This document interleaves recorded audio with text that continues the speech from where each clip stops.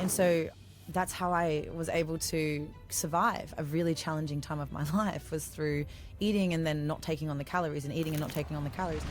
This is Jody Dontje, a woman who went from being bullied, silenced, and struggling with eating disorders to becoming one of the top 28 speakers in the world, twice. This episode, however, is not about public speaking.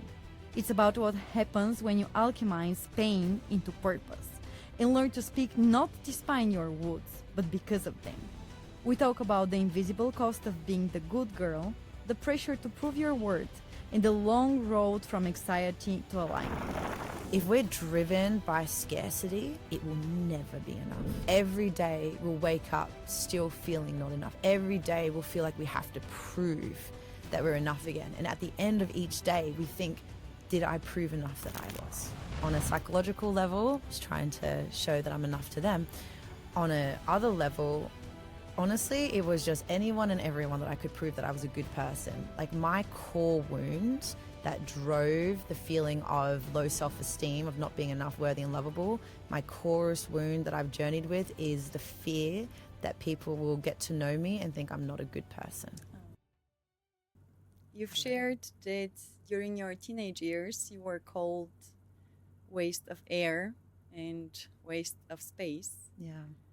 And today you speak on global stages and you teach leaders and people how to own their voice. When was it that you started realizing that your voice was worth of being heard? Yeah, it's a good question. When I was really young, I was very out there. I was very bubbly. And that was when I kind of knew that I could take up space and it was okay. And then when I grew older and I went through the racism and the bullying, I lost connection to my natural way, which was being quite a bubbly. My grandma called me Bubbles because I was so bubbly. Yeah. And I lost connection from who I truly was. And I honestly believe it wasn't until I was walking to the university doors that I then realized, hang on a second, this story that I'd been telling myself about me not being confident, me not being worthy of being heard, like all these things, I thought when I walk through those university doors, like no one actually knows who I am. Right? The quote from George Bernard Shaw popped to my head. I still don't know where exactly I came across it, but it's that life is not about finding yourself.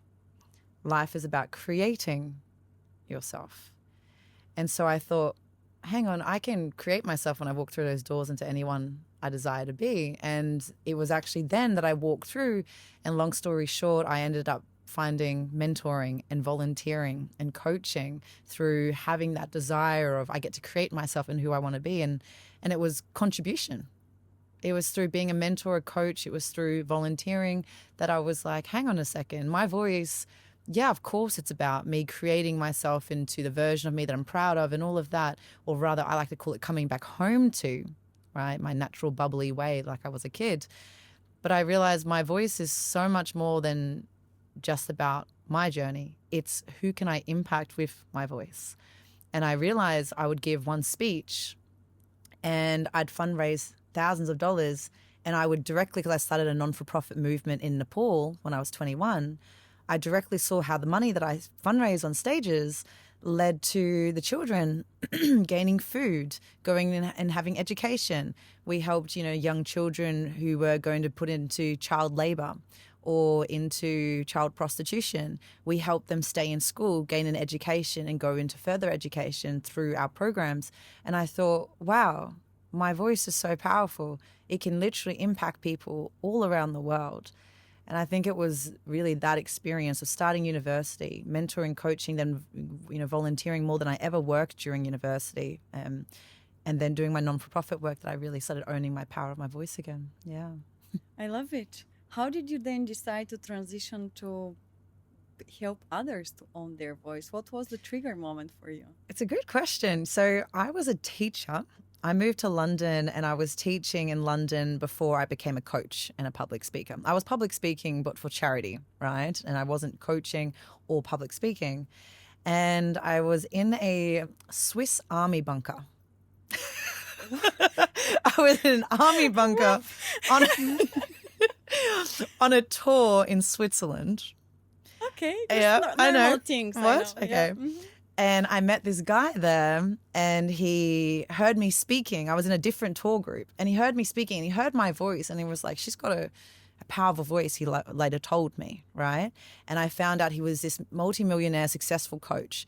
And he started talking to me, and he's like, so what do you do as a career? And I was like, oh, I'm a teacher. He's like, but do you speak? Like, do you public speak? I'm like, yeah, actually, I do. I do it for charity, for my non-for-profit, to fundraise for charity projects. And he's like, well, have you ever considered being a coach? And I was like, what's a coach? I didn't know. I was, very in my little world of being a teacher and doing public speaking only for charity. And he's like, you can actually coach people and then help people with what you actually, I can feel is, you're good at. And I got back to London after that tour, and we were in contact. And then he messaged me one day, and he was like, would you like a multi-$1,000 coaching program to learn how to be a coach completely for free? And I was like, what? And he gifted me Wow. a coaching certification program. And so long story short, I studied that. That inspired me. I started coaching straight away on the side of teaching and doing public speaking for charity. And then fast forward, and I met an incredible man that, was my partner at the time. And he then said to me, why don't you specifically coach public speaking? Just, coaching, I started doing life coaching, but he said, why don't you coach public speaking? And so it was two men basically in my life that saw my potential, that was like, you should focus on that. And that's why, I'm very open in my journey for what people can perceive that I might not see yet. And I think that's part of that humble journey as a speaker and a leader, to be open to different perspectives of what we could do and our gifts, because that was mirrored to me at a time that I didn't realize actually that is a gift that I have, right? And then now I get to do that for others. I get to mirror back to others their gifts and help them own their voice and tap into their gifts inside of them, just like people had mirrored that back to me. I love it. Yeah. Isn't it just crazy how some people come in the most random times, Yeah. setups, and just fully change our lives? Yeah, like a Swiss Army bunker in Switzerland. Literally, yeah, literally. Yeah. It's like mind-blowing. Yeah. So wild. Up until this stage, did you have any awareness that you were good at public speaking or speaking at stage? Were you aware of that? Good question. It wasn't like I was thinking to myself, oh, I'm a very good public speaker, but I knew I was effective at the result I desired. Like I knew that when I started university, and I was like, I'm going to create myself into whoever I want to be, aka come back home to who I truly am. And the year after, I became a mentor for this university mentor program. And so I realized that I was confident. I realized that I'd have maybe over 150 new students at university, and I was one of the main spokespeople. I would direct them into the right places. And so I realized I was good at it.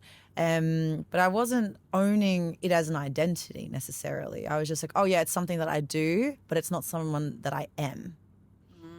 Right. And it was a bit of a journey to get to a point where it was like, oh, I am a speaker. I am a confident person. Oh, I am this. It was more, it's just something I do to help people. And now it's like, it's something that I am to help myself. Oh, beautiful. I love it. Do you think that, a question that drops in my mind is like, do you think that self-confidence can be present when you don't own your voice or feel yourself as being worth it? It's a good question. What I would say is, on the flip side, confidence will only grow if we grow our strength in our voice, right? Can people be confident at a certain skill? Yes. So they might not be owning their voice, but let's say someone's really confident at making cups, right? You've got these beautiful cups here, and they're very confident at that. So confidence, the psychology loop is confidence competence loop. The more competent we get at something, the more confidence we build, right? And so they can be very confident at that particular thing. But if we're talking about overall self-confidence, not skill-based confidence, but I'm talking high self-esteem, right? And the three qualities of high self-esteem is knowing that we're worthy, we're enough, and we're lovable. And to know that we're worthy, we're enough, and we're lovable, to have that high self-esteem, it does require the confidence to know that I know I've got me, I know who I am, and I know in whatever situation I am in, I can show up and I've got myself. And, you know, Brendan Burchard, he talks about how confidence is trusting in your ability to figure things out.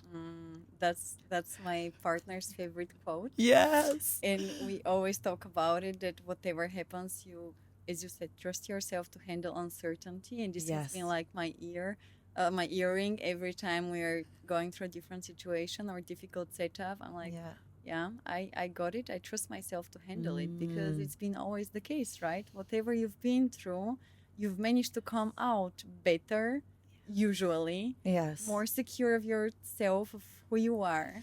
And I just love this quote so much. So thank you for bringing it up. You're welcome, because that detaches from a certain skill set that we're, you know, very competent at. And it's more an overall, I trust myself. And when we lead life from an energy of, I trust myself. Absolutely. I love it. Oh, and it's just an attitude, isn't it? It's just like, I would call it a winner mindset, if you want to. Like, I trust myself that I can handle whatever comes to me in any situation. It's just so beautiful. Like, everything is for me. Every challenge is helping me build this vessel that I can hold the next level of what I desire. Yeah. Oh, so good. Oh, yes. I love it. Seriously, love it. Yeah. I have so many questions, but I'm going to try to go back to the first, or to the story you just said. So do you feel that when you, or what was the change that happened into you when somebody believed in you and told you, okay, I see this potential in you. What happened in yourself? Like, what was the click moment then? Yeah, it was like a fire that had been simmering was ignited. It was this feeling as though my soul woke up. Right. And I honestly believe I was born to be a coach and speaker. Oh, I love it. Yeah. Beautiful. Yeah. And so when this, you know, beautiful person was able to mirror that back to me in Switzerland, and then later on, you know, online we were messaging, I was in a place in my life where I was already achieving a lot, and yet I felt like there was another level of alignment. Like, I was still kind of just figuring it out. I was doing a lot, but I didn't really know who I was. And I think when he was saying, you are a coach, like, you know, you really are someone who can be and is a coach. Like, he could feel it. I was like, oh, wait, I am a coach. And did it align immediately? Did it like make sense to you? It did, actually. Yeah, it was really interesting. It was almost like I had only one other moment where it was really felt like that, was when I'd first been asked to go to Nepal. I had not really traveled to any overseas country because of racism and bullying. I actually felt a lot of shame, and I didn't travel a lot when I was at, you know, my early years. And then someone asked me, do you want to volunteer in Nepal? And it was like I woke up from this dream that I was just kind of going with the motions. It was like my soul woke up.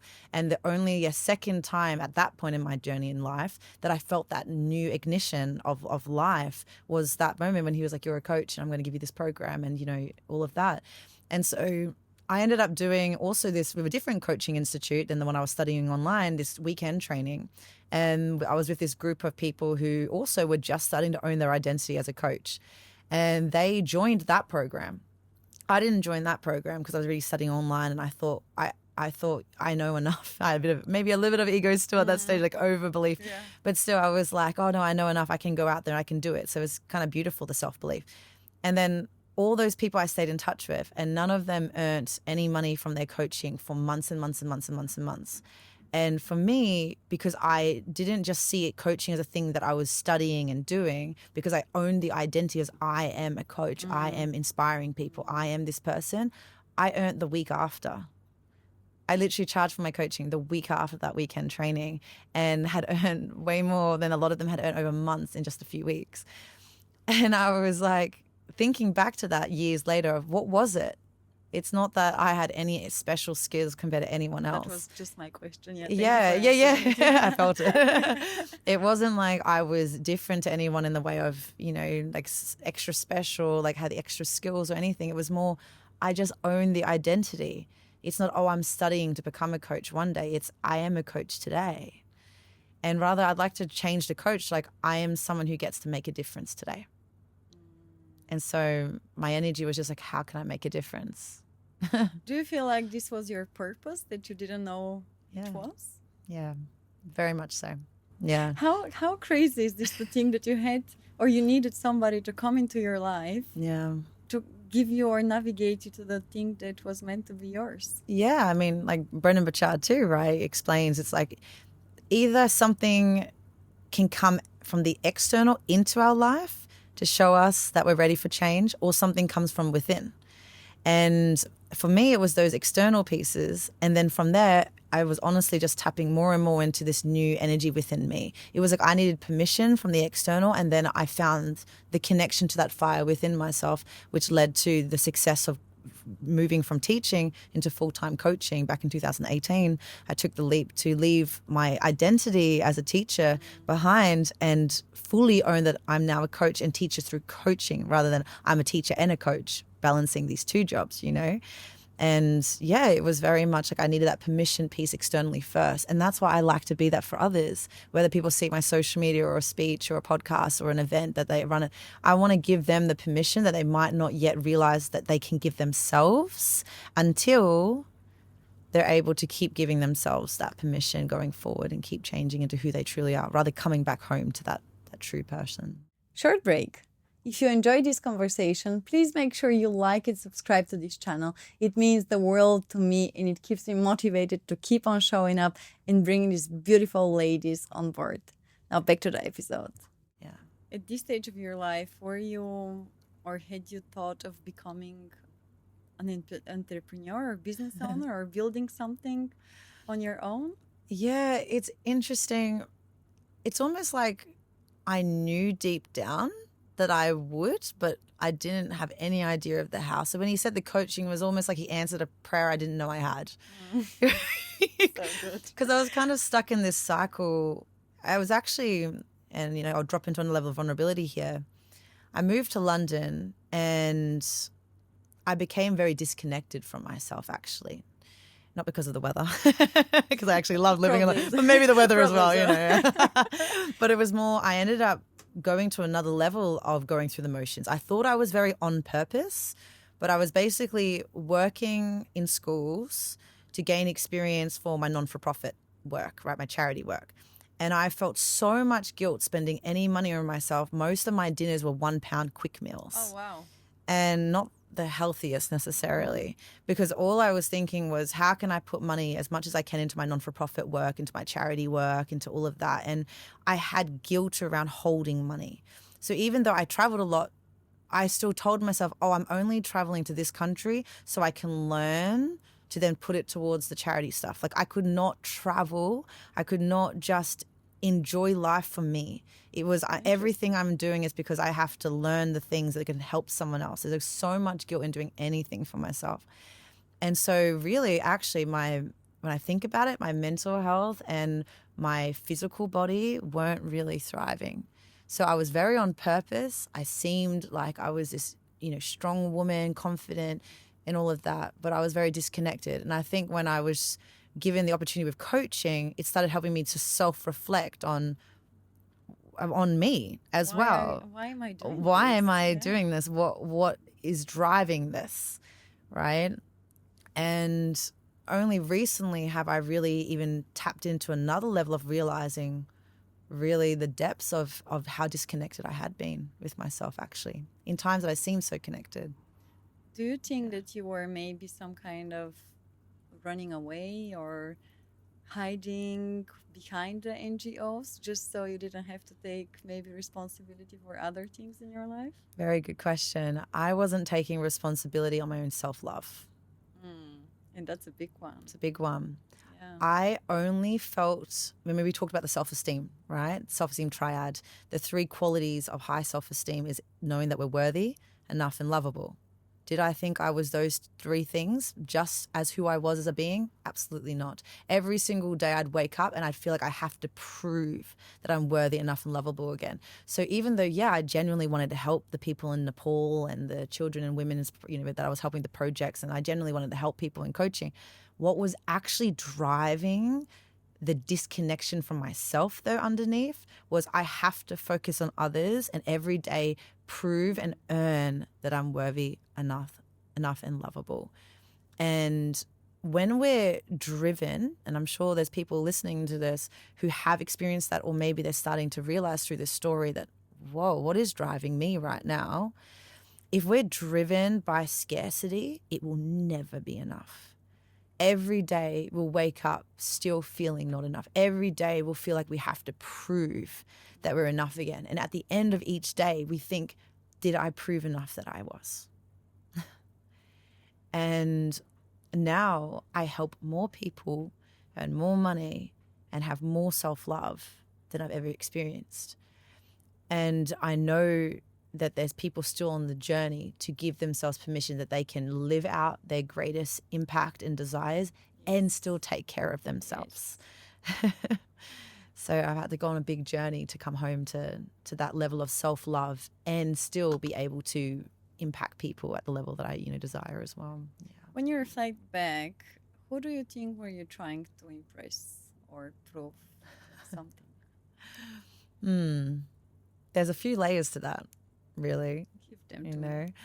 One layer, if I go back to childhood on a psychological level, I'm trying to prove that I'm enough to my parents, right? Probably is everybody to a certain We degree, all do. right? Yeah. Between, even there's epigenetics before we're born, but up until around 7 years old, we learn a lot about how we feel about ourselves through how other people mirror back who we are, right? And my parents are beautiful. And I just made this story growing up because we went through a lot of struggles with finances, constantly moving, all of these things, my parents going through their own emotional struggles. I created this story, which was that I keep my family happy and together by achieving.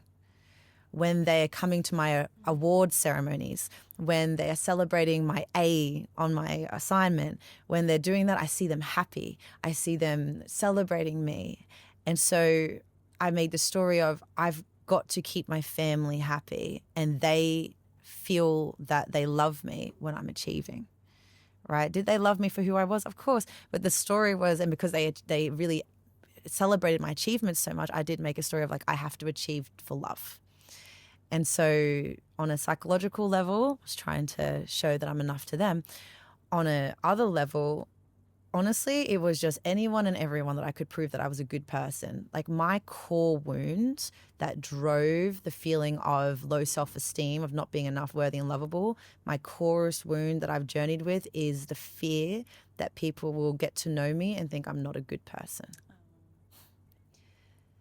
And so every day it was, I have to prove to others that I'm a good person instead of realizing I'm worthy of love already as who I am. And that was the journey that I've gone on, to come back to that. Yeah. And I can imagine that it's quite a long journey, right? It's not just you wake up one day and you're suddenly, oh, yes, I'm worthy, I'm beautiful. Everybody needs to hear my voice suddenly, right? I can imagine you've been through many years of trying to process what's been going on for you through all the years when you were neglected, say that you were whatever you were called during your teenage years, and then to build your new identity. Because I do think that you kind of rebuild yourself again, right? Yes. You left the person with the moment you enter your university. You left the person behind and you took the old jacket, said, okay, identity 2.0 is starting now. Yeah. It's both a coming back home to who I was born to be and a, like you said too, like stepping into who I really was desiring to become, right? It's that juxtaposition of the both coming home and the stepping into the new. And it's been a journey. I've gone through many layers. I also want to give people hope who are listening to this that we can, with the right support and processes, alchemize quite quickly as well. So it can be incredible. Like I can alchemize so quick now. People always ask me like, how do you just want to manifest something and it's just like that? And it just flows now. It's like, because it's been a long journey of building these beliefs and these processes and these pieces within me that I can do that, but it's an ongoing journey to that next level. And are you open to me dropping into something vulnerable actually to talk about that I think will connect? Please do so. Yes. Yeah, I would love to. Yeah, only recently, last 6 months, have I really started to accept another struggle of my journey that I even helped a lot of people through. I actually, to share this essentially, I have a lot of people come to me wanting to grow their public speaking and their communication confidence, right? So they can impact more people, have more abundance, grow their businesses. I love business coaching and all that too. And on the outside, it seems like, okay, they're coming to me for a thriving business, thriving public speaking. That deep down, what they're really coming to me with is, can you support me to love all parts of me? So that I can thrive in any area, because I love all parts of me and accept all parts of me, right? Because shame loves shadows. If we have shame and guilt and we're holding on to pain, it will affect the results we create in our life. Now, often when I start working with especially women over a long period of time, then they'll start to share with me their addictions that they have, that those addictive parts are the parts that try to protect us from facing the deep down parts of us that we have the most shame around. And one of the biggest pieces that I found for women as well who would come to me would be things around their body image and addictions that would be fueling the not enough feeling around their body. And that's very common, that a woman who's maybe, and men too, right? But overall, according to NEDA, the National Eating Disorder Association in America, like they found the studies were around 10% of people will go through an eating disorder, and it was kind of double for women than men overall. So for a lot of the women that I worked with, surprise me, right? Yeah, right. We tend to eat our emotions. We do. We numb any emotions we don't feel safe with yet. So, and how do we do that? Sometimes through food, or also the eating disorders are the opposite of that, right? And so I'm now wanting to really speak openly about this, because I want women and men who hear this to go, the more I can accept the parts of me that I'm so afraid to bring into the light, the more everything I desire to create in my external will happen. Our internal world does shape our external world. And only the last 6 months have I really owned that, and I will officially own that I have gone through many different stages of eating disorders throughout my life. Whether it was when I was a teenager and my dad unfortunately was going through some quite full-on mental health issues, and I was trying to be this achiever girl to help the family feel really confident, really was happy, so I put on this confident face of like, I'm going to achieve well at school. But my world was kind of falling apart, like with my family and all these challenges, and I was trying to hold it together. The only thing that I felt I had control over, amongst so many things that felt out of my control, was food. And actually I went through a time of bulimia. Oh, wow. Yeah. And my bulimic part, I love that part of me now, because that part of me is such a beautiful part of me. But my bulimic part, she was like this protective warrior part of me that actually, this is very deep, so let me go here. She was protecting me from the actual suicidal part of me that was wanting to opt out of life. With so much out of my control, so much pressure to achieve at school, trying to be the good girl, the achiever. And the one part that helped me not opt out of this world was the part that said, hey, you still got control around your body, you can still do that. And so I had this part of me that I hated for many years, but now I love, was trying to protect me by going, hey, you can eat anything you want and all you do is throw it up and it's fine. And so that's how I was able to survive a really challenging time of my life, was through eating and then not taking on the calories, and eating and not taking on the calories. Obviously not sustainable, obviously not healthy in terms of the physical, and yet was such a beautiful part of me that protected me through a very challenging time, and I didn't have the emotional tools that I have today to be able to go through that. Exactly. Now that you reflect on it, you can put it in such a beautiful box, but I'm sure it was a pretty dark time to go through. So thank you very much for sharing that. It's very, very deep, vulnerable share that, and I think especially women, we don't talk enough about what we're going through. And the more, because I've also struggled with binge eating, and the more I open to completely random people, just drop it out there. How I handle stress? Oh, I just eat my emotions. And the more I hear the same reaction, like, oh, I actually do that too. So it just warms my heart and breaks my heart and warms my heart that you're opening in such a vulnerable way. So thank you very much. Welcome. On that topic, how did you, what was the tool that helped you go through it? Because now you said you are done. And Yeah. I guess it. It's a journey. It's a journey, isn't It it? comes Yeah, and yeah. goes. I know, sometimes it's a stronger, journey. sometimes weaker. But what was the one main tool you would say that helped you get out of where you were at? Because even though, sorry to interrupt you, but even though you say beautiful journey to build you as you are and accept you and maybe understand what was going through, it was still very, very hard phase. And if you didn't have a strong character to go through it, it could have ended in a very different way. 100%. So what was that tool that might be helpful for somebody else as well? Yeah. What I'll first say is that there are so many different healing modalities and tools to support around this, right? There are so many, and I've invested over $150,000 of self-development over the years to become the version that I am today, that can hold myself in the amount of strength and self-love that I have today, right? The one tool that really, really, and I use it with all of my members that I work with in my programs as well, is called internal family systems, and it's parts work. And it's essentially the idea that when we're younger, we have an external family system, right? And that external family and the relationships we have with other people shaped our internal family system, our internal world. And so just like we have a family where the uncle might not like this person and the father and the mother get along, but then the siblings don't get along, we have parts within ourselves that get along or don't get along. Right? And so I had a shame part that hated my eating disorder part and hated it so much that it actually completely had me disregard that it even happened. Like I actually suppressed a lot of those memories because it was like, oh no, like we got to put that away, right? It was through doing parts work and healing with other parts of me that my protective part was feeling safe enough to bring these memories up for me. And then it was like, oh, wow. I forgot that I actually went through that. And then it all started to click how I went through that stage, but then went through stage, for example, at university when I was looking like I was so confident, helping a lot of people fundraising. I got all these local awards. I was in the newspaper and like on these, platforms, and like it looked like I really had it together. And still it was the eating disorder part that was helping me to get through also stuff that was happening around my family so I could just focus on the impact I was making.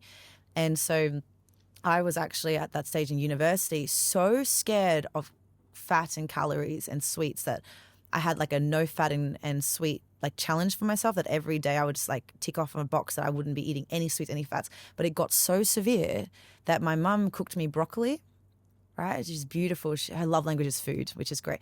And she cooked me broccoli and I had one of the broccoli and I was like, did you cook this with oil? Oh, man. And she was like, yeah, like the tiniest little bit of olive oil, like tiny, because otherwise it gets stuck to the pan. I cried. Wow. So it was very deep in yourself. It was not just like, it's not just like, oh, I need to be cautious or whatsoever. You were really, I would say, fucked up. Sorry. But like, that's actually obsessed with it. That's maybe the correct word. You were obsessed.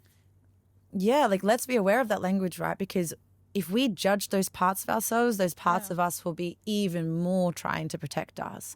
There are no good or bad parts. Every single part of us, even if people are listening to this and they have a really strong addictive part that they're so ashamed of, whether it's alcohol or it's overworking or over-exercising or it's sex or it's porn or it's whatever it is, the more we say this is a bad part of me, but these other parts are good, but this is bad, the more that shame cycle will end up creating the same patterns of addiction and avoidance. So we've got to know every single part of us is helping us. And I am so grateful for the eating disorder part of me, because if it wasn't for that part of me, I wouldn't have been able to achieve and grow and do these epic things. And now I get to achieve and grow and impact people. And that part of me is no longer in the driver's seat because I'm aware of it. I'm working with that part of me. And I love that part of me now that it doesn't take over, right? Yeah. But it was a big journey to shift shame into strength around it. Yeah, I can imagine. Does it happen that clients come to you for, let's say, public speaking or just getting better in whatever practices they're aiming for, and then you end up coaching them on topics like that? Yep, 100%. Yeah. Yeah, because every single time we go deeper on those parts that they're most ashamed of, the more their confidence grows in general. it was incredible. I kept witnessing that. The more and more someone was able to go, oh, I love more parts of me now, I accept more parts of me, the more they're able to have bolder conversation. They're able to take more healthy risks because they know they've got themselves. Because they're like, if I'm able to get through facing those parts of me, I can do a speech. I can do that. That's easy now, right? And what I would say the third thing is, as Brené Brown explains, right, vulnerability is strength. The more they feel strength in their vulnerability, the more they're willing to go, hey, world, I'm willing to be heard. Loved it. So beautiful. So if somebody just thinks, oh, I'm going to get Jody as a public speaking coach, they end up actually getting a full spectrum of support, because I can appreciate your education. I'm familiar with it through my partner, correct? So I know a bit of what you've done as well. Yeah. And it's not like, you definitely are doing this out of your heart, because you don't want to make me better to look on stage. You also want to make me be a better human so I can be better on stage. Oof. So I really appreciate that you don't just take your clients and, okay, let's polish your your speech, or let's remove the ums and the likes and you're good to go. Yes. But you actually deeply see, okay, how do we get you to own your voice? I really love that. Thank you. Thank Oh, you. you should be so proud of yourself. Oh, that's so sweet. Thank you. I did see a gap a lot in the speaking industry when I first got started in this, world, that I was having people come to me having done public speaking courses that were more in the masculine, like more strategy, manipulation tools for the stage. And all those tools are amazing and like super effective, right? Frameworks. Yet they come to me and they go, Jody, I still feel like an imposter. I still don't know who the hell I am or what I'm doing. And they see my content online. I'm being very vulnerable online and sharing my stories. And they go, there's something there that I'm missing. It's like there's this authentic heart piece that they're like, I didn't learn that. So I have people come to me having done other speaking courses because they're like, I want to know who I am so I can radiate that on any stage that I'm on, right? And for me, then I was like, I started the mission of, I'm going to be a holistic public speaking and communication coach, really helping someone holistically in every area of their life. And that's why people leave my programs having lost 30 kilograms, having manifested the man of their dreams or the woman of their dreams. Wow. Yeah, leaving my program feeling more empowered and confident in how they're able to hold their boundaries, share their needs, and know who they are and what they value. Oh my gosh, at one stage, I've got to tell you this. At one stage, 70% of the people who joined one of my public speaking trainings quit their job. What? 70% quit their job by the end of my program and started the businesses they had really dared to start. Yeah. It was great. We were all celebrating at the end of that program. We were crying because like 70% of them were like, I quit my job. But I can imagine that, because when you uncover so many layers that you've been covering, and you were told to do that or to behave in a certain way, show up in a certain way, and then you come with the expectations to polish yourself and be even more marketable, maybe more presentable, be able to earn more money. And inside you're just one empty, not maybe everyone, but you don't know what's going on inside there. You just run as a robot and so on, and then you go to something that actually, or something or somebody who actually cares about what's going on behind the scenes. And why don't you have your voice at the place where it should be? Let's uncover everything. Exactly. We don't need more people wearing masks on stages, right? We don't need more people on social media showing only the mask version of them. Like we need more. We need more authentic, real, vulnerable, heart-led. Yes. This is why I'm so proud of you, this podcast, because thank you so much. I really felt when I met you that there's just heart there. Right. And I really felt that genuine energy. And when you said you were doing a podcast, I thought, oh my gosh, yes, thank goodness, because we need this. The world needs us. People need these platforms that you're creating, because there is something so inspiring about authenticity. When we can go, hey, yeah, maybe I've achieved these things, I've done these things, I have these great goals. Great. Well, who are you as a person, though? When you take all that away. That's right. And take away the trophies or the accolades and those. It's like, are we being the most vulnerable, authentic, connected, compassionate being underneath those layers? And that's what we need. More of. More of. Aiming to that. Woo! Yeah. So I want to go back to your journey of building your business. You Yeah. mentioned that you started in 2018, Yeah. and within your first year, you managed to scale it to the so famous six-figure. I don't know why is this such a thing, but apparently it is a thing. Scaling to six figures. Yeah. It's been now 7 years. We're in 2025. Yeah. Tell me about the journey you've been through. Yeah. And who are you now compared to the person who began back in 2018? Great question. I love it. Juicy, because when I first started my business, my heart was definitely in alignment there. Like from the beginning, that's how I earned so much money, because people could feel my genuine nature, even though honestly, half the time I didn't know what the F I was doing in my business. I was just figuring it out. Like, oh, I feel like I should do this program. And I just did it. And then it was a success. And I was like, okay, that worked. And then, just figuring it out in a kind of beautifully organized chaos, Yeah. But actually, when I really got to that six figures, and when I had my first actual 25K month, that was one of my goals, was to reach between 20 to 25K. It was a huge goal that I had. And I reached it and then was crying for days after, because I realized I had built my business based on the masculine mostly. So I was doing a lot of events and I was doing a lot. And I was actually exhausted.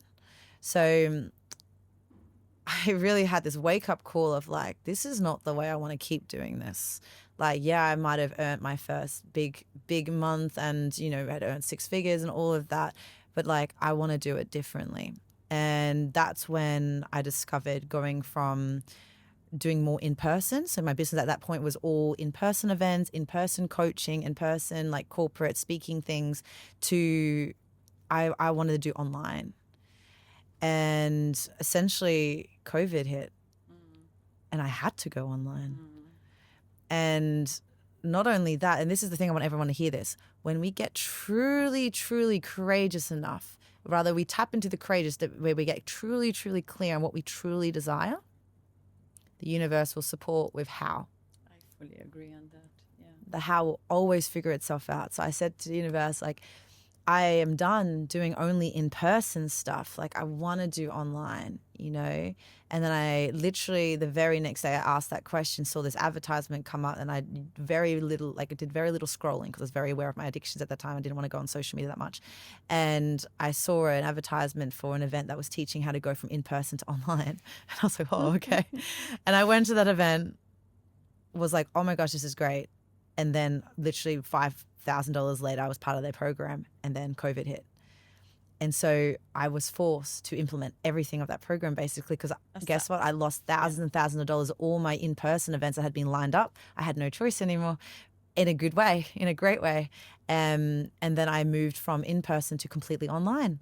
And so I started coaching online one-to-one, and then I moved into my online programs. And now I have 4 different levels of both one-to-one and online programs, and been doing that since, back in 2020, so 5 years now. And it's been amazing, because I get to travel the world. I get to go anywhere. I get to do whatever I desire, really, and then help people from anywhere, and it's amazing. And built it in the masculine way, and then came across alchemy. I'm very grateful. I'm bringing this very ancient wisdom. It's alchemical wisdom actually originated from Egypt, and I'm bringing it into the mainstream. I'm bringing it into more of the mainstream speaking and business and all of that, and it works. It's insane. And when I started living into alchemy, that was when I went from 6 figures a year to multiple 6 figures. When I started bringing the feminine in, when I started trusting in my natural way, being able to trust in that I can self-love and take care of myself and build a life around my lifestyle, or rather my business around my lifestyle, rather than my lifestyle around my business. And I started shifting into the feminine. that was when the next level opened in my business and my impact. And it's just been amazing. It's been such a journey. How did this manifest itself? How did you notice, okay, I am transitioning, or I need to transition in my feminine, otherwise this is just not gonna work for me? I was close to burnout. Like, I was just exhausted, and I was also faced with some really big things in my relationship at the time. You know, I just around 7 months ago left an 8.5-year relationship. Beautiful relationship. We went from unconscious to conscious. We started unconsciously, ended with unconscious uncoupling, and we were even teaching about conscious relating and you know, like relationships in my containers. We ended up being really beautifully connected. But then discovered our values and our vision weren't aligned anymore, which was obviously Without that, it cannot. no, it will not be able to sustain the time and duration of our journey. So it was actually at a time when that relationship, some big truths were coming up, because we were really transitioning from the unconscious phase of the relationship into the conscious, because we were both doing the work on ourselves. And then all this basically relationship trauma that we had pushed down from the beginning of our relationship came up. And it was a really big turmoilous, is that a word? Turmoilous? Full of turmoil, whatever it is, I'll make it a word. A time of turmoil where that helped me awaken to what was in my other areas of life not aligned anymore. It was really like, oh, if there's things in my relationship that I had really was like almost positivity bypassing. I only saw that like the positives really. And all these truths were coming up around things we had pushed down in our relationship. I was like, oh, if that can happen, what truths am I pushing down in my business? What truths am I pushing down with how I relate to myself? What truths am I pushing down in other areas of my life? And that was when I started facing actual deep truths. And that was when I was realizing, like, I'm exhausted around my business, right? And that was when it led to a new surrender of like, I really want to come more in my feminine. I really want to have more peace in how I'm doing things. And then once again, I asked the universe for support. And then, of course, I met the exact person who was going to teach me all the things that then led to me embodying that. And now I get to do that. I get to teach others how to do the more balanced way of building business, creating abundance, speaking and making impact. And this is why I truly believe that anyone who's listening to this who are afraid to face truth, I really believe that the more and more they can get comfortable with facing even very, very full-on truths in their life that could even lead to them making big life changes, like leaving a long-term relationship or completely pivoting their business or quitting a job, you know, whatever it is on the other side of accepting those truths that every single thing their heart desires is waiting to manifest into reality. It's literally what we hide in the shadows has more power. We let any truths come out of the shadows and we shed light on that, we access more light. We access more light, we access more of our manifestation abilities. And when we have more of that strength and that power in that, our dreams come true. I'm literally now like, my dreams, like, were all manifested. And now with so much flow, I barely have to push anymore. Like, it's just, I desire something and then it just like shows up. It's amazing. And that's many years of facing some hard truths and taking some courageous steps to get to a point where things can flow so much now. That's a great advice. What I'm thinking though is like easier said than done, right? It's a journey. How do you face something that's painful? How do you face that your relationships suck? Yeah. Your job or employer is just not treating you well, you're not happy there. How do you face that maybe you're not surrounded by genuine friends? How do you, like, so many hard truths that, as you said, easier said than done. Do you have a small advice maybe we can give here on if we have a voice inside of us that's telling us something's not right here, but I'm just gonna, put it down and say it's okay. And then it comes up again and then you put it down again. What do we do with it? Yeah. Well, I'll share something different. I'll circle back to the parts work again. The more comfortable we can be with all of our parts, the more we can handle facing truth. Because the more that we can feel safe within ourselves. Parts work, internal family systems, is basically building safety within our internal system. Oh, but if I don't know how to do this on my own. Yeah. And so number 2 would be nervous system regulation.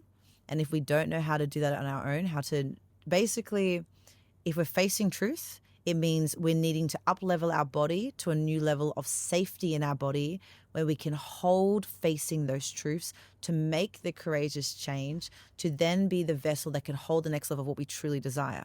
It's all around the energy and the nervous system being able to be the vessel that can hold the next reality, right?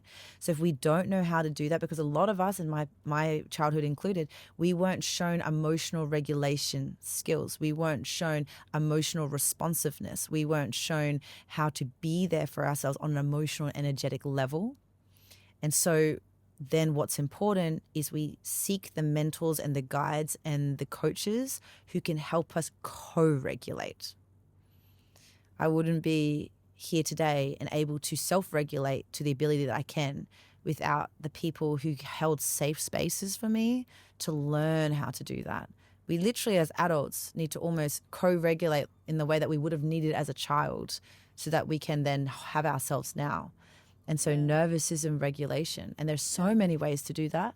But this is why parts work, I wanted to circle back to that again, is so pivotal, because we can do all the breath works and all the nonlinear movements and all the somatic work. But if we're still not able to be with those parts of us, it's not going to create long-term change to the extent that it could, right?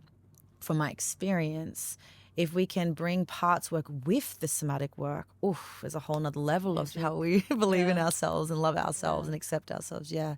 So I would say to everyone, if they've been ignoring their emotions, if they've been living in the doing rather than being a human being, if they are letting their addictions and their avoidance strategies play out as their main driver, it's time to create more space to simply be with themselves and to face, therefore, the more challenging truths. It's sometimes in the quiet moments that we have the most powerful moments of change. It's not the always doing that creates the change. It's those quiet moments that we can shift something or open something within ourselves that we wouldn't have given ourselves permission or notice or been able to if we didn't stop the noise and just be. And so I trust that answers your question. I seriously can feel even the bubble of energy we have around ourselves going. I don't know if you can, but I literally can feel it. Wow. Yeah. I seriously can feel it. And I think for people who are a bit disconnected to themselves, this might sound like, some kind of blah blah. I've been there. Yeah. But for people who actually, and especially women who have been neglecting themselves, I think what you shared was just so valuable. Yeah. And so deep, and makes just so much sense to reconnect back to become human. Yeah. Right? We're a human being, not a human doing, right? Yeah, seriously. Yeah. And that can happen through the career, but it also could happen through, for example, mothers or fathers who are doing through the overgiving to their children and their family.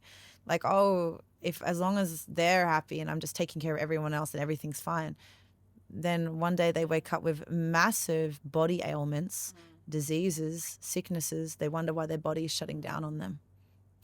Or the immune system problems or sickness and so on. 100%. When you've been neglecting it for so long. 100%. Yeah.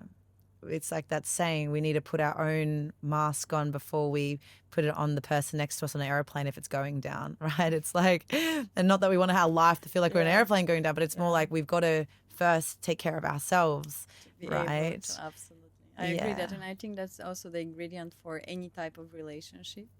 And that's why I really hope that, as much as I love my parents and the love they've put to raise us, I really hope that with the self-awareness that I've developed, I'm going to be the best parent I could be for my children one day, and give them the space to be themselves. And of course, there's always going to be a bit of trauma, or them and us behaving not in the ways that we would love. But I really hope that at this stage I've achieved this human that I need to be to give the safe space for healthy children. That's kind of my ultimate goal at the end of the day. That Oh. I didn't even really think Wow. about up until now. Oh, goosebumps! You're sharing that. That was so beautiful. I've never even like, I've always been very goal driven and, Yeah. you know, like career driven and whatsoever. And now it just literally hit me because obviously I can seriously feel the energy here. Yeah. And it's just so, so beautiful. Oh my gosh, I want to cry. Yeah, me too. What are we doing here? That's actually so beautiful because oof. I feel emotion coming out there because I want to honor you so much that you're allowing yourself to build so much safety within yourself and also cultivating safe environments where that natural motherly love can come through, you know. And for many years, for example, for myself too, I said I never want to have kids, and it was because I was very in the business and very in the masculine, and I didn't feel safe for the masculine to have me, as in for a man to provide for me. So I was often the one earning more or doing more, and it was until like what you're explaining here is like becoming more of that version where it's, in my case, was going more into the feminine and learning to surrender and let a man lead more, or man to provide safety, and for me to just be in my feminine and feel safe in that. Once I'd released a lot of the stored emotions and trauma and stored energy that I'd held for many years and that were feeling really unsafe in my body, the more I dropped into a level of safety in the feminine, the more, just like what you just had there, I was like, I'd love to be a mum. I'd love to be able to provide that nurturing motherly energy. And it's like, oh, and it's that moment of like, wow, I didn't realize that, you know, and it's in that magic that we then realize we're coming back home to our true power that way, you know. And not that everyone wants to be a mother, and it doesn't mean they're not in their power. Not at all, of course. Everyone can decide whatever they decide to do. I've just found for myself, and what I just witnessed then is that, yeah, the more I've come into that level of safety within me and my body and safety in relationships, the more I naturally have had that motherly part of me come out like, oh, you know, and we can mother in business and that too, right? It's like, it's not necessarily with a kid, or it could be with an animal. Yeah, whatever. That's why I actually appreciate or love my podcast name so much, because not just his plus one doesn't mean that you have to have the pants on. Doesn't mean that you have to be making the money for the family. Have the partner, please do. Have the man next to you. Hey, let him provide for you. I love that. Still, be your own one. Yeah. Do what you're driven by, what you're passionate about, what makes you happy, fulfilled, whatsoever. And if that's being a mother, and only being a mother, I love it and I appreciate it and I support it. But if it's just because somebody told you you need to be that, or because you have to, that's where my problem comes. Got you. So if I want to be a mother because I consciously chose to be only that, just a plus one, yes, go for it, right? But if I want to be more, but I'm told I cannot be, or whatever other options are there, or reasons are there, that's where I really struggle with. So be a mother and be the businesswoman. Be it all. Be whatever you want to be. Yeah. That's the whole idea about it. And so I'm excited, seriously, I'm genuinely excited to be making my own money, still have my partner making money, providing for us, and having the children. I'm so excited for it all. You can have it all. You can. Yes. Sure, you're going to have to sacrifice here and there. Something's going to suffer. Maybe your career for a year. Maybe whatsoever your relationship with your partner. Sure. If you want to be a great mother, then you have to allocate the time for your children. If you want to be a great CEO, whatsoever. But you still can be your own human. And I think that's what this podcast is about. Yes. Oh my gosh, I love that. And the how will always figure itself out. Like, that's it. If we want to be the boss woman and the mother and this, literally the how will figure itself out. We'll find a way to have it all. Right. Thank you for sharing. Thank you. You would honestly be an incredible mother. Oh, thank you. Oh, yeah. so exciting. Yeah. My parents are going to be very proud Yeah. to hear that part. Yes. They're like, I'm going to cut it out for them. When's our grandbabies? I really love our conversation, but I want to break up the energy a bit and go to our diva side. Okay, let's do it. I want to ask you about Yeah, no, that's what's in my head. I know that you've been on some big stages, and I know that you've been, what was it?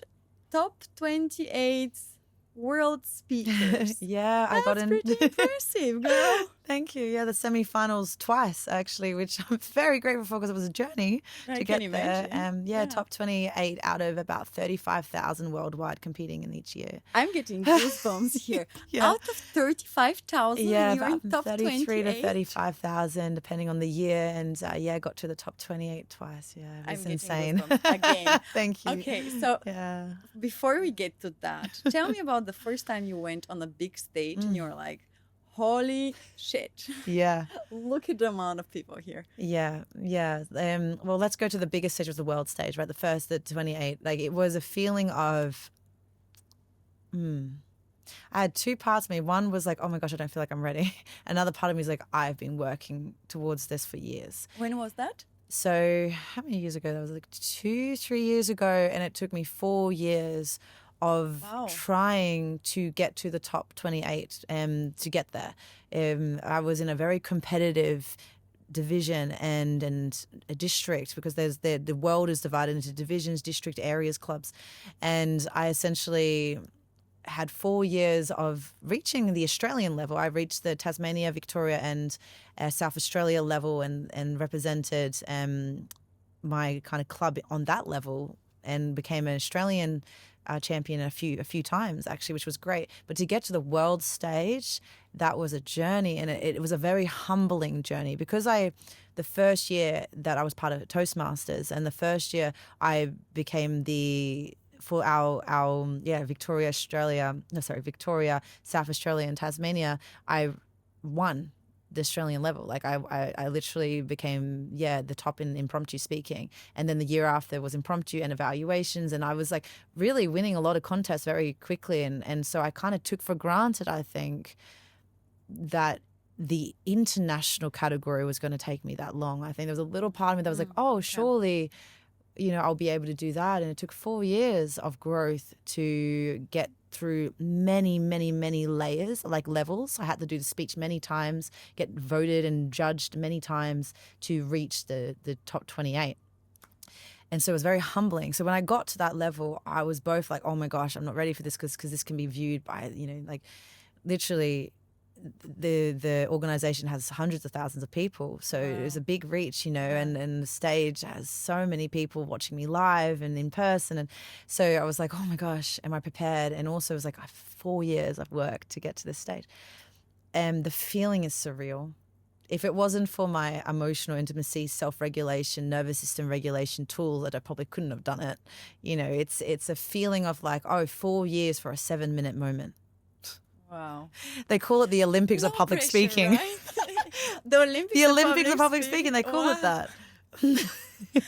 Seriously, no pressure, yeah? Yeah.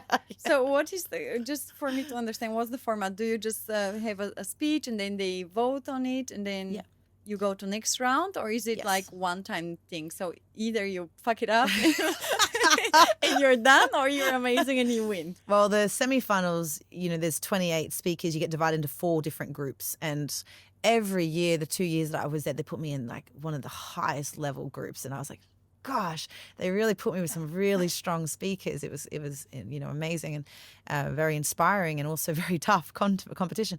But yeah, in that, I either become the top 2 and then reach the top 28, or I don't go through, and then the other levels is there's club, and I would verse whoever's there, and I'd get judged to the next level, which is area.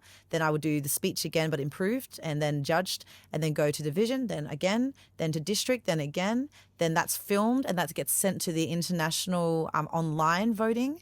And then that so people regional vote for you. Yeah. So there's many judges. Really? There's many judges that vote, and they have a whole judging criteria, and it's like I've got to know what's on that criteria, because it's very explicit what they judge. And then the video gets sent off, and then if I get accepted through the video format, then I get sent and flown to whatever the overseas location. Both times it was in America. I got sent from Australia to America. That's a lot. So it's like in 1 year, I go through a club, area, division, district, then regional to get to the top 28. But I did that 4 years in a row. And so like my maths, that's a lot of contests to go through to get to a stage where it's the speech that would get me to the semi-finals. You need a lot of resilience to not give up throughout the process. The amount of times that I was literally like, I'm going to throw in the towel. Honestly, at one point I thought I'm never going to get there. Like, it was like the third year, and I was exhausted. And I was like, I don't know if I can do it. And I had a very supportive partner, and it was like always there at every contest, supporting, listened to my speeches hundreds of times, literally. And it was the encouragement of my club, you know, my Toastmasters club, and my mentors there, and people who believed in me, my friends who were like, you got this. And the both years that I got to the semifinals, I cannot make this up, both years that I got to the world semifinals, I woke up with the speech from a dream or from a meditative practice, where the speech came through and it was like, that's going to be the speech that will get you there. So you didn't know what you wanted to talk about. And so we can you choose would do any topic. And it just came to you. Yeah, and the other years that I didn't get to the semifinals, I didn't have that same gut feeling. But the 2 years that I got to the semifinals, the speech came to me and I went, that's the one. That's going to get me there. So good. You know, and a lot of coaching, a lot of practice, a lot of refining of the speech, and many versions. A lot of the people who win the World Championship of Public Speaking, they're on hundreds of versions of their 1 7-minute speech. Yeah. So resilience for sure, determination.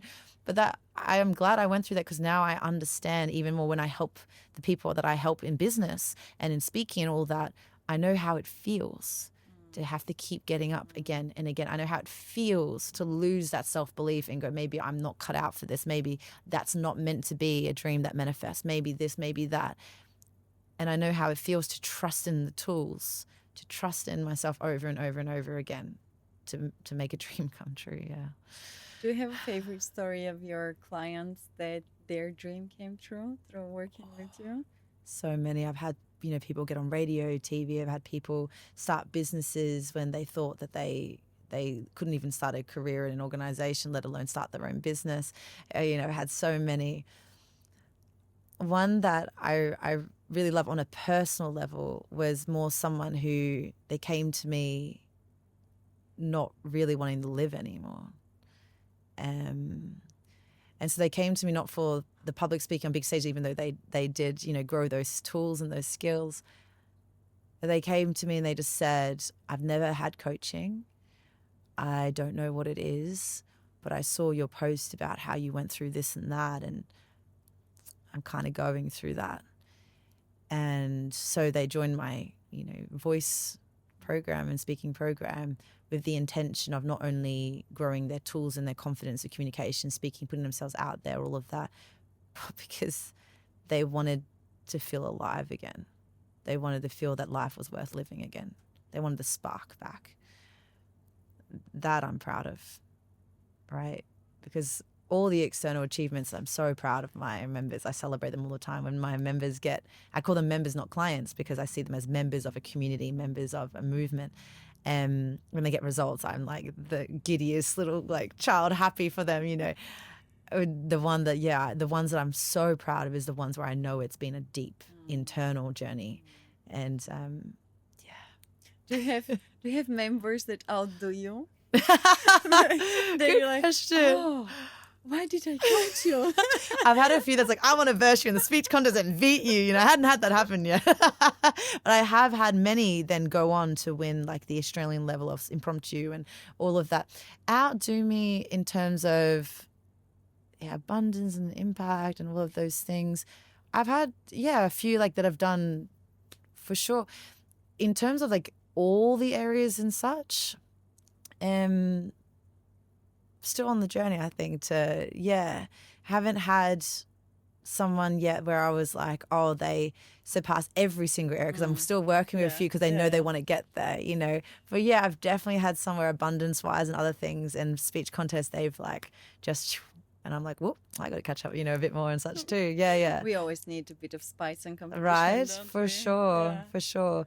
But I say this out of humbleness, like I'm very grateful that it's not just one area of my life that I've been able to, you know, really alchemize and excel. Like I really am proud that I've done the work, that my health and vitality, my community relations, my family relationship, you know, when it comes to love and connection, when it comes to business, like I am very fortunate, very grateful that I do feel very fulfilled in all those areas, and it's pretty special. Yeah.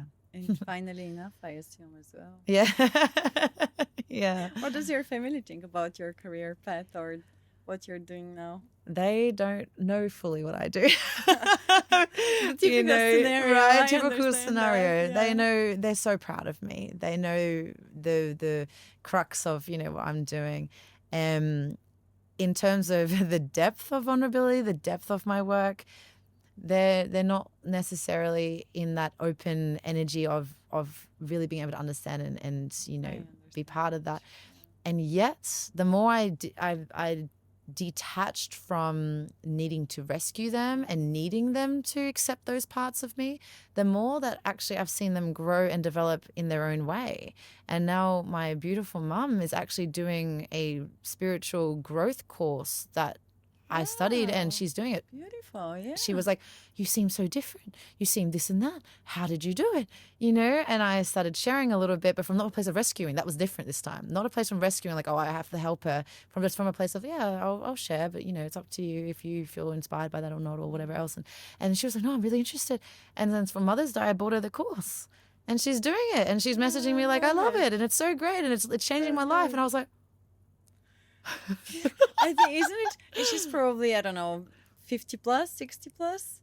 yeah, 60 plus, yeah. I think what's impressive about women in particular is that we are just a bit more curious and open. I see the exact same example at home. Yeah. Whenever I propose something new that's way out of their comfort zone, my mother's reaction is like, oh, yes, I would like to know. I'm curious. What are you talking about? Oh, yes, I would like to try. And my father's like, no. What is this? No, I don't need it. No. All right. Exactly.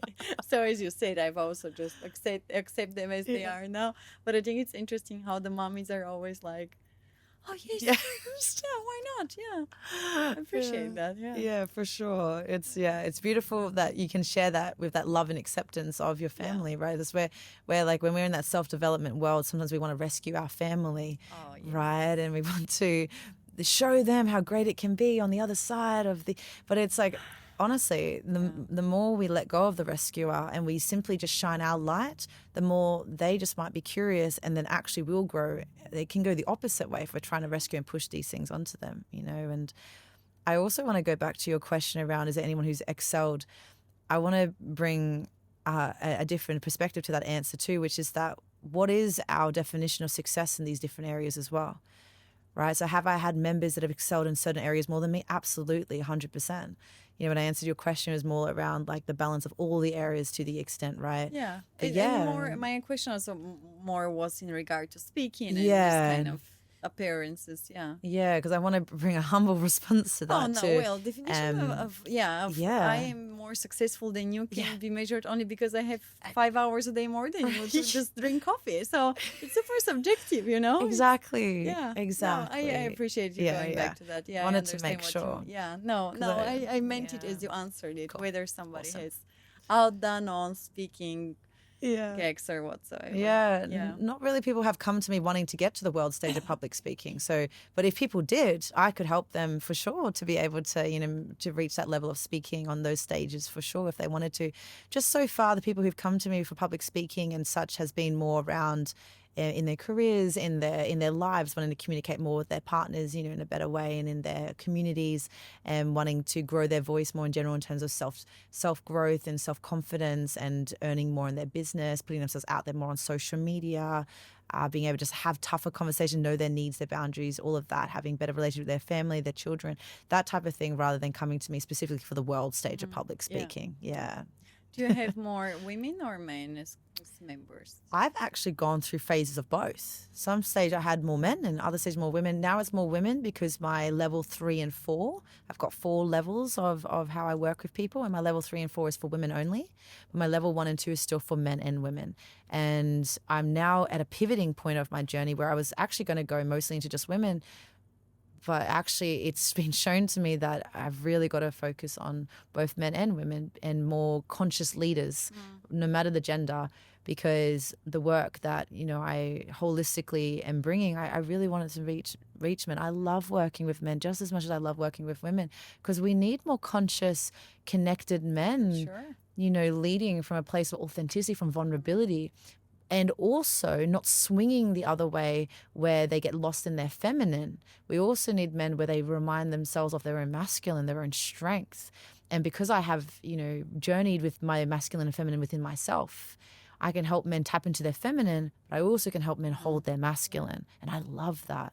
Especially in helping men then be that support for their women, and then that relationship Right? thing. Be Yeah. a cheerleader and have all the emotions and be understandable and vulnerable.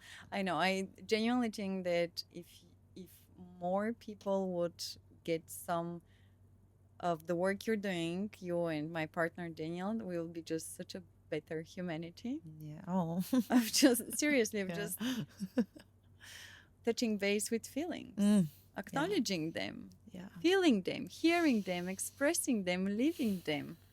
And especially for men, Yeah. it's just a different world, because through all the work that you were referring to and all the what was it, the internal family systems, Yeah, and all the yes. coaching and so on, I have a relationship now that I've never thought was possible. Oh. I thought that such type of person, or man in particular, Yes. doesn't exist, but Yeah. apparently it does, when men are also treated as human beings with emotions. Oh, I love that. Yeah, so it fully changed my perspective on the world of, you have to be tough, sure, be tough, but at the same time show your kind and melting side as well. Yeah, soft front, hard back. Exactly, that right? was the word I was looking for. Yeah, it's like having that soft front, leading with heart. Yeah. And so I often, when people say, who do you focus on? I say, well, heart-led, conscious leaders. People who are willing to be conscious and self-grow, and also have heart-led energy, because we've got to... one of the strongest, here we go, one of the strongest, most powerful things we can do is maintain our softness. As you drink your coconut water and let that land. Oh, that was very soft as well. Yeah. You gotta love the coconut water here in Bali. Because how much easier is it to hold resentment, to be stuck in anger, to let things that have torn us down keep us down? Like, how much more is it in a way easy to hold ourselves in wanting to protect ourselves and hold ourselves back? And I say that in very careful words, because what I'm meaning is it takes so much courage and strength to be willing to go, yes, shit happened. Yes, challenges happened, and they were for me. And I'm going to keep my compassionate heart open. I'm going to keep loving people. I'm going to keep leading with openness. That takes a lot of courage.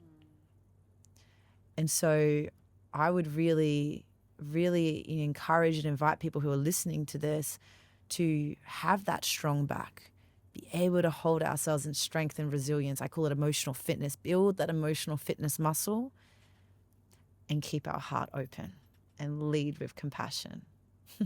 I can feel it. I can hear it. It's so good.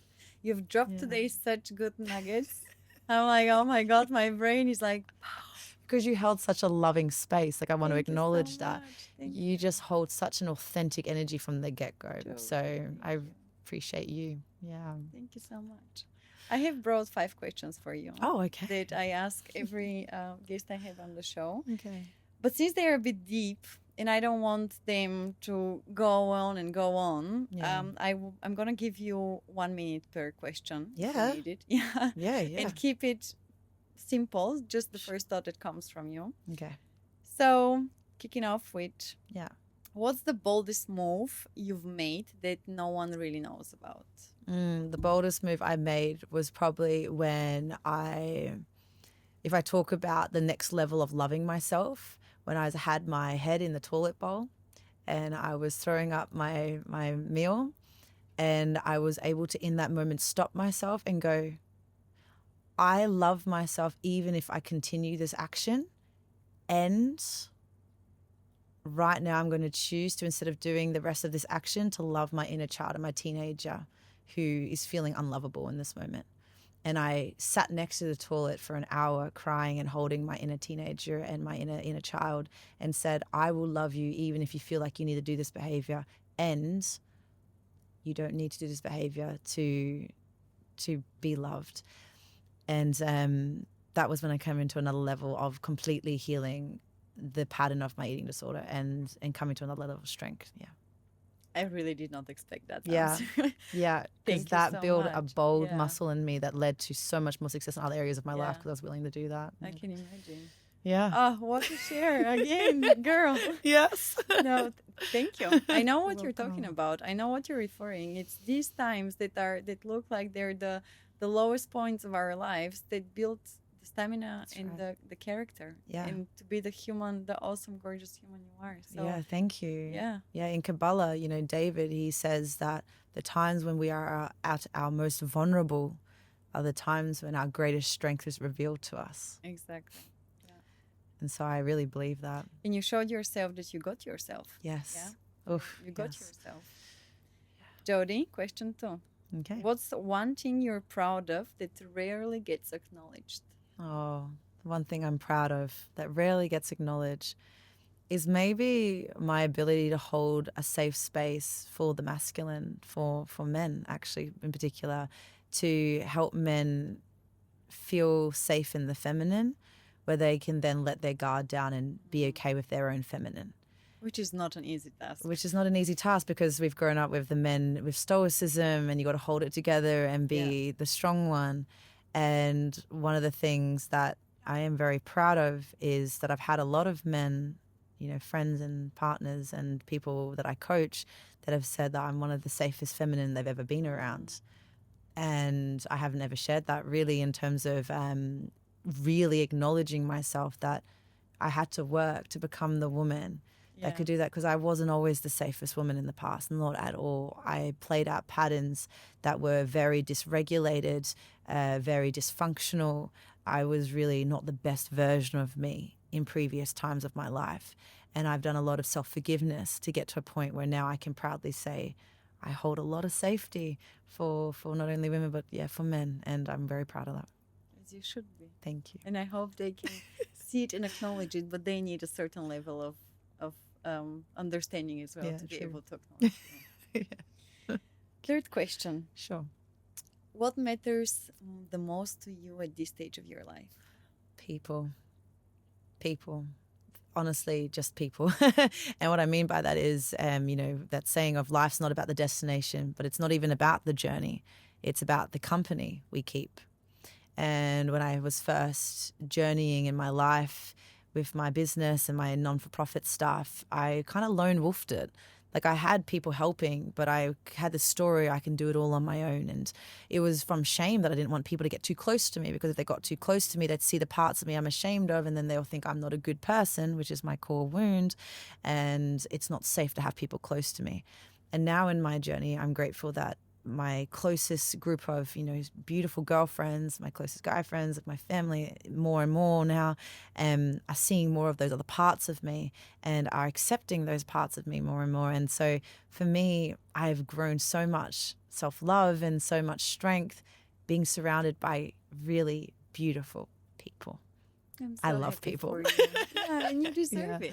Thank you. Because obviously I don't know you in your past versions. I know Yeah. you in your current version. But all I can say is that you're just amazing person. And whoever doesn't accept you for who you are, then you're not the problem. Yeah. They are. Could They almost are. cry with some inner Yeah. child No, healing with that one. seriously. Thank you. Yeah. I mean, Thank you. you can say and feel a good. You can feel a good energy the moment you encounter it, and that's the case with you. So Oh my gosh. Right back at you. I'm gonna go back to my Yeah. questions. Wow. Last question from the combo pack. What does this podcast title evoke for you Oh, during through your own story? yeah. Honestly, first of all, I love your podcast title. It's so powerful. It's so powerful. What it evokes for me is the willingness as a woman to have the strength to allow the masculine to hold us. Because you're saying not just his +1, right? It's like you're inviting that it's okay for us to have support. It's okay for us to be in partnership. It's okay for us to be a woman in our essence of the feminine. And you're saying it's not just, right? And that for me evokes really the journey I've been on, where I was more in the masculine and then I had to learn the feminine, to give myself permission that I can also be the plus one, and that's okay. Yes. And that's the whole, oh my God, I'm so happy you fully get it. Yes. It's so good. Yes. Yes, maybe I should record that part and have it as a running. What is this podcast about? About that. Yes. I'm not going to even be bothered to answer. Sure, go for it. Oh, Yeah, that so, was so good. I want to thank you for starting this. I was going to say podcast, but I'm going to say starting this safety that's creating a movement for those who need to hear it. Yes. You create such a safe space because you are such an incredible, safe woman. And the people who are going to be drawn to your podcast, you know, if they're listening to this right now, they better be. And they better be listening with open ears, soaking up all the juice. They're really here for a reason. They were drawn to you for a reason. They were drawn to this podcast name for a reason. And I know that if they learn to surrender to the goodness that you're bringing in this podcast, it will change their life. I agree. Yeah. I fully agree. And I'm doing it with exactly this one hope. Yes. That it's going to change lives. Yes. In whatever perspective, be it leave the man, leave the job, leave the city, leave the version of yourself that you don't fit in anymore. That's my only hope why I'm doing this. To make a change and inspire other women. Oh my gosh. You're amazing because you're inspiring as the woman that you are. Thank you so much, Jody.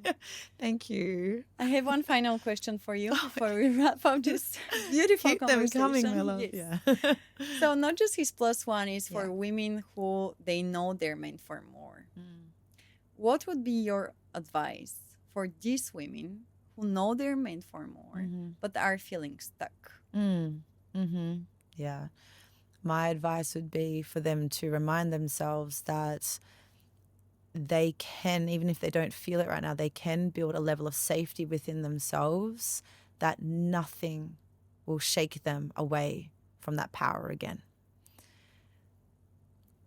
The ladies who are listening to this, they can build a level of self-trust and power that no matter what happens in their external environment, they always know they can come back to that safety within themselves, and they've got themselves. And when we know that we've got ourselves, we actually can lean on other people more.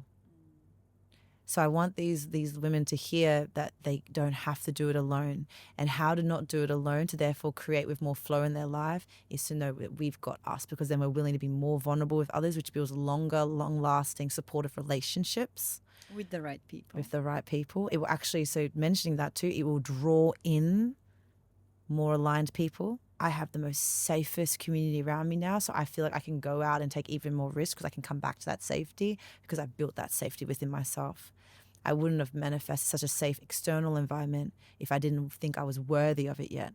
And how do we feel more worthy of that safety? When we already are giving it to ourselves. Amen. Boom. So good. Thank you for that question. That was beautiful. Thank you for all these answers. I feel like I need to go home now, watch this again, so I can assimilate what happened, and then I'm gonna watch it again when we upload, and I'm gonna be like, oh, did she say that? That's so good. Yeah. Because seriously, you just provided so much value. I genuinely want to thank you that you came in with open heart, and when I invited you, you were like, oh, hell yeah, I'm gonna be there. Yeah, what are we gonna talk about? I want it. Thank you very much, Jody. I appreciate you very much. And I know that even though we just recently met, like maybe 2 weeks ago. Yeah. Feels like so much I've longer. known you Like exactly. And I genuinely feel like I can be open and share things with you. And thank you for sharing the things you did with me today. Thank you. Thank you. I'm honored. I'm honored to be here with you and to know you. And I'm looking forward to so much more deepening together, honestly. So, yay. Okay, I feel like we can do 50 more of those. Yes. I feel Bring like it on. we didn't even start on the topics. I have so many questions now. It's our podcast now. Yeah, exactly. Yeah, that's it. Thank you. Thank You're you amazing. so much.